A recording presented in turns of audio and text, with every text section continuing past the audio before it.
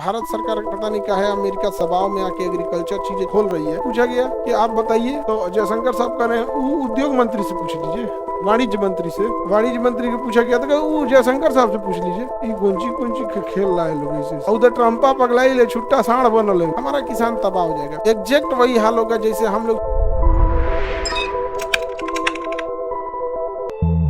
Genetically modify में सबसे आगे है अमेरिका। सबसे आगे कौन है? अमेरिका। जेनेटिकली मॉडिफाई में सबसे आगे कौन है? अमेरिका है। और हर चीज के मामले में, और खेती वगैरह में भी जेनेटिकली मॉडिफाई में कौन है? अमेरिका। अमेरिका का मक्का का ये सब अगर इंडिया में आ जाएगा, भारत ने कहा जाके एग्रीकल्चर समझौता कर लिया है अमेरिका से। अमेरिका का जो जेनेटिकली मॉडिफाई है या एग्रीकल्चर प्रोडक्ट है वो बहुत ज्यादा मतलब जेनेटिकली मॉडिफाई। अमेरिका का डेयरी प्रोडक्ट, और भारत सरकार पता नहीं क्या है, अमेरिका से एग्रीकल्चर दबाव में आके एग्रीकल्चर चीजें खोल रही है, हमारा किसान तबाह हो जाएगा। उसके पास हमसे 3 गुना बड़ा एरिया है।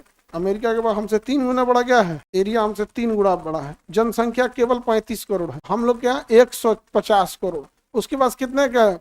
35 करोड़। तो जनसंख्या भी एक कम है, और ज्यादातर जनसंख्या अमीर है, ना उनको राशन पे बांटना है ना कुछ बांटना है। अगर वहां से गेहूं आएगा ना तो 12 से 13 रुपए किलो गेहूं पहुंचा देगा। यहाँ 12-13 रुपए गेहूं जब पहुंचा देगा, तो अब आप बताओ कोई भी व्यापारी है यहाँ के किसान से खरीदेगा कि अमेरिका वाला खरीद लेगा? एग्जैक्ट वही हाल होगा जैसे हम लोग चाइनीज मोबाइल खरीदने लगे।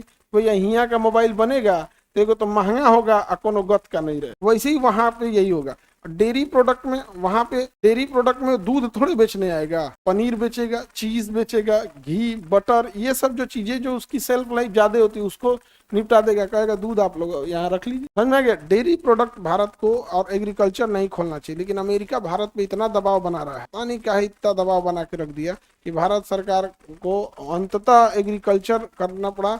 और अभी भारत ने करा $50 बिलियन का व्यापार करेंगे। उधर ट्रम्पा बोला है कि $45 बिलियन का हम बेचेंगे। इसका मतलब 5-6 का हम लोग बेचेंगे। हमारे यहाँ इंडियन गवर्नमेंट से पूछा गया कि आप बताइए, तो जयशंकर साहब कह रहे हैं वो उद्योग मंत्री से पूछ लीजिए, वाणिज्य मंत्री से। वाणिज्य मंत्री को पूछा गया था, वो जयशंकर साहब से पूछ लीजिए। ये गुंची खेल रहा है लोग इसे। उधर ट्रम्पा पगलाई ले, छुट्टा साढ़ बनल है, पता नहीं चल रहा है। लेकिन ट्रम्प में एक अच्छाई जानते हो क्या है? उसको गरियाओ या कुछ कहो, मीडिया के सामने आता है, मीडिया लोग खुल के सवाल समझाएंगे कि नहीं।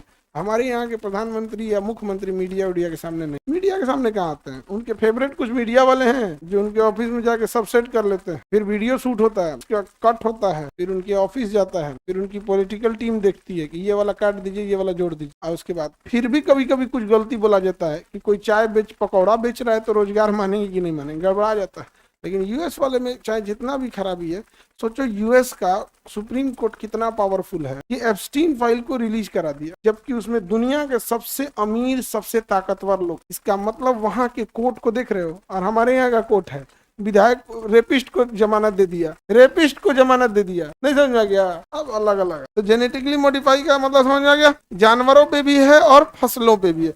फसलों पे है तो भैया फसलों की संख्या क्या हो जाएगी? बढ़ जाएगी। कुछ ऐसे फसल बनाए जाएंगे, जैसे अंगूर का जेनेटिकली मॉडिफाई आएगा, उसमें अंगूर ज्यादा लगेंगे।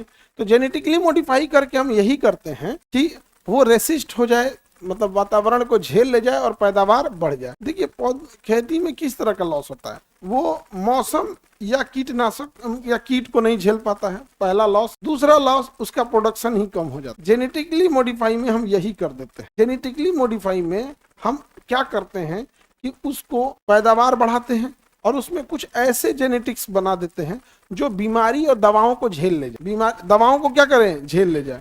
तो हम एक ऐसा जीन इसमें डालें जिससे प्रोडक्शन भी बन जाए, और एक ऐसा जीन इसमें इम्प्लांट कर दिए जो दवाओं के प्रभाव को क्या कर जाए? झेल ले जाए। अब जब हम ऐसा बना देंगे, अब उसको खेत में लगाएंगे तो उसका पैदावार भी बढ़ेगा, और दवा छिड़केंगे तो उसको झेल भी ले जाएगा।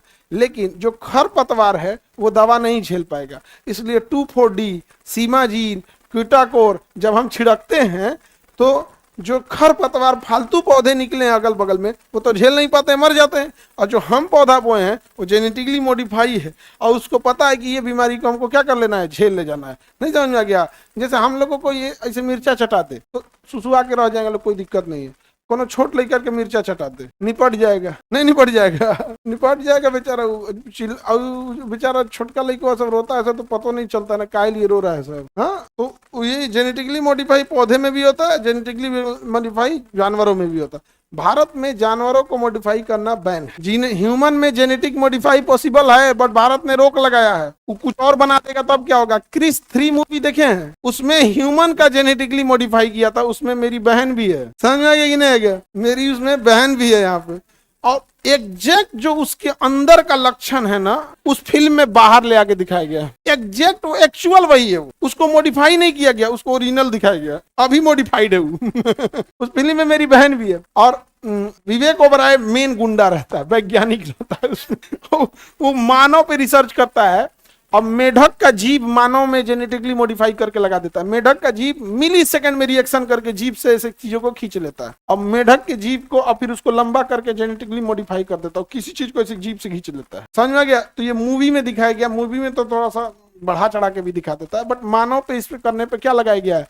रोक लगाया गया।